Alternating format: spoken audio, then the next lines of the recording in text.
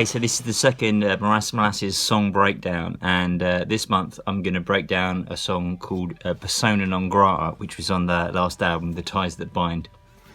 Now, you may remember from the last one I did of these, I kind of split it into two halves, really. In the first half, I'll talk about the lyrics and the themes behind the songs and what was kind of in my head when I came out with the ideas for it. And then the second half of it will be about the actual evolution of the song itself and how it started from its very early stages and ended up being the song that you recognise. Okay, so let's get on to the first part then. Okay, so the first ideas for this song started quite a while back, and this sort of trigger, if you will, for it was when I was doing some market research of all things, and I was in this room full of people, and we were all sort of asked to introduce ourselves, and I basically we all went around the table and we all started talking about our lives and the things we did, and I had this really sort of strange feeling all of a sudden that came over me, and that was how different my life was from everybody else in the room, just being a musician and being self-employed and various other things, and this had this sense of kind of being other than the other people in the room, and it kind of stuck with me, and I guess it just sort of snowballed into other ideas of sort of isolation and things like that, and that was the initial trigger for the song Persona Non Grata. Then, like all lyrics and things like that, it evolved, and I decided to take a sort of a look at both sides of that, really, and how much I was complicit in the idea of being sort of pushed away from other people, and did I deliberately do that? Was that something I was consciously doing, or was it an unconscious thing? And and it led to kind of,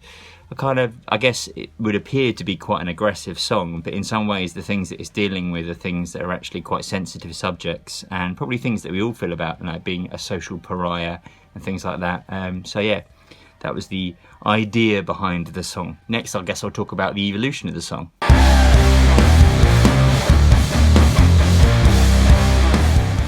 So the evolution of this song, I was looking back at some old phone recordings, and I realised that the very early stages of this song started way back in 2015, which is now like 5 years ago, and it started out in a very different form, as it often does. In fact, a lot of the songs actually start out on acoustic guitar, and there's actually an acoustic guitar recording of what became a part of this song, and the part is kind of, the feel of it is completely different from the way that Persona Non Grata starts at the moment, and actually it became the basis of the end section of the song, but it was the first thing that was written. And I remember I'd been listening to a lot of Tool at the time, and it kind of does have a bit of a Tool-y vibe to it, so you can definitely hear that influence in it. So by the magic of editing, I can probably let you hear a little bit of that now.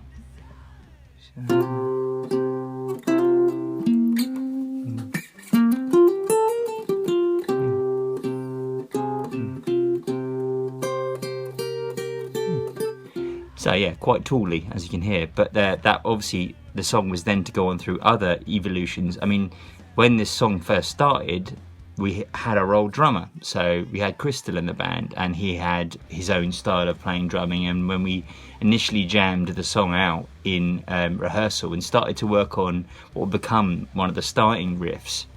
we played some stuff along with him, and I got some recordings of that as well, so I could probably dig some of them out as well if you want, so have a listen to that too.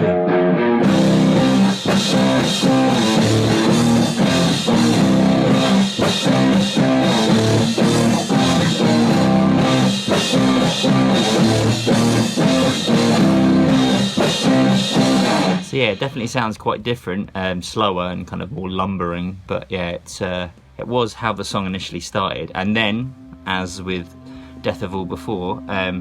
big change came when Raj joined the band, and his drum style was obviously quite different, and so we started to work on the song some more,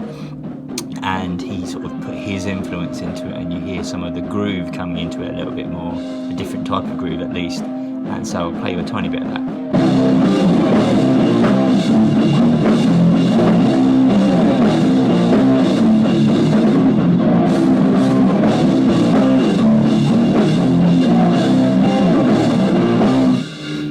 Now these are obviously all very like rough rehearsal recordings, so it's, you know, everything's a bit muddy and it's just like recorded on a phone, so it's hard to pick out everything exactly. But I think already you can start to see the evolution of the song. But then what happened with this song, and happens, you know, in the past, has happened quite a lot, is that we write songs and then we kind of test them out in the live setting. And it just so happens that for a couple of times before we actually got to record this song in the summer, during like the spring leading up to the summer, we were on tour, and so we were testing out this song quite a lot on the road and making tiny alterations and that kind of stuff, and generally just getting better at playing it. And so there are actually some live recordings of it, so I can actually show you one of the first live recordings that we did when I think we played in Leicester, and it was actually quite a high quality recording because they took the sound off the sound desk, so it's actually quite a good impression of the song. So I'll play a little bit of that video for you now.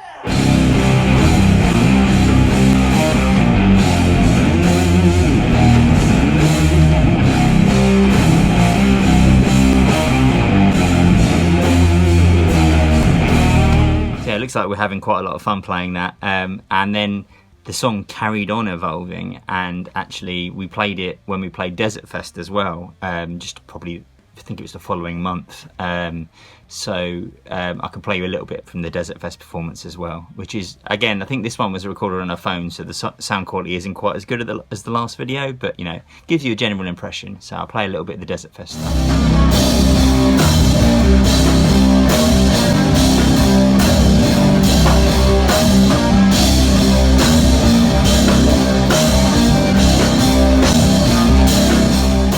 See, everybody's having a lot of fun there. So yeah, you see the song has gradually kept evolving and evolving and evolving, and then finally obviously we got in the studio and we knew that we wanted to make this a really impactful song, so we spent quite a long time in the studio making this have the aggression there, but also like kind of the nuance as well, you know, like all the different dynamics going on in the song, because that was very important, I think, right from the outset. And so yeah, we ended up with the final album version of it, which you're probably used to hearing, and I'll play a little bit of now just as I'm ending. So hope you're enjoying these song breakdowns, and obviously Raj and Phil, who may have already watched them, have done actual sort of song breakdowns where they play through these songs, so you'll be able to see how they actually play them as well, and yeah, get a deeper insight into the song Persona Non Grata. Cheers for watching.